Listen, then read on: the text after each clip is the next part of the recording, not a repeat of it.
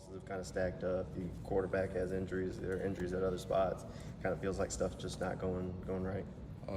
Yeah, I mean, now we're to a point now where we dug ourselves in the hole. But if you look at our schedule, I mean, it's really not over with us. We just made it a little harder on ourselves where we have to go out and win every game from here on out. And I feel like that's definitely accomplishable with the team that we have and where we're trying to go. Cisco said he's seeing guys buy in even more now at this point in the season. Are you seeing the same thing?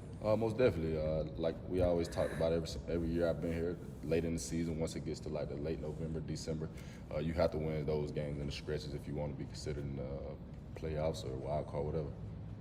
Kind of a high risk, high reward offense you guys are playing coming up on Sunday. You know, how important is it to take advantage of those opportunities to maybe even if not just getting your hands on the ball, but maybe get your hands on the quarterback? It's going to play a major role.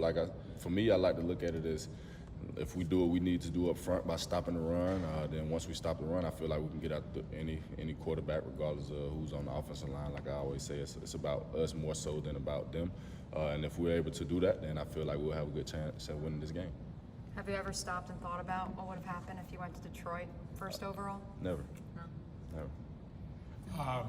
In last week's game, did you feel like on the penalty that you got at the end that it was just a question I of... knew he was going to I knew it was going to be you. Did you feel it was just your competitive desire?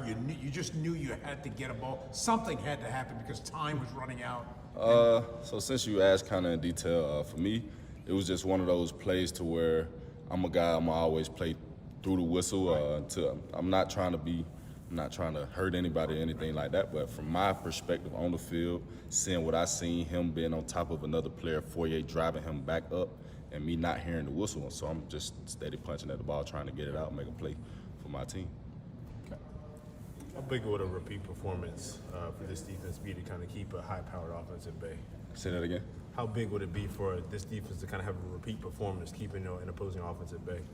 Major. I feel like last week, the whole defense as a collective, we played pretty good. Just a few minor things here and there, but like I said, if we can carry that over from the last week or so and into this week, I feel like we'll definitely have a great chance of getting our goal accomplished, and that's winning. All we have to do is just keep the team from scoring, regardless of if our offense score or not.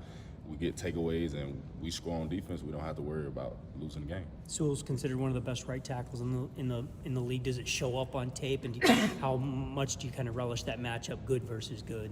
He's definitely a great player. He's been one of those guys that's been talked about a lot in the media, and you turn on the film, you see the work that he does. I mean, obviously, I'm looking forward to it, and it's going to be a great challenge. What sort of matchup nightmares does he create when he gets out in space like he did this past Sunday where he's the lead blocker? For me, I wouldn't say it's any nightmares, but to any guys on the back end, that's probably a question for them. What's more satisfying to you, using your power to overtake somebody to get to the quarterback, or doing what you did last week where you knifed through two defenders and just immediately got to the quarterback? Power. It's all about taking manhood for me. You mentioned the takeaways. The takeaways were hard to come by early. They always say they come in bunches. Do you feel like last week was maybe the start of kind of the faucet opening up a little bit, dam breaking? Yeah, turnovers, like we say, we always harp on getting the ball off of them. I feel like once we get the ball off of them, then everything is in our hands. I feel like we can help put offense in great field position to go down and score, or even once we get our hands on the ball, we can go score ourselves. And that's what I was saying earlier, to where if we do get our hands on the ball, we can go score, and as long as we keep the offense from scoring, then we win.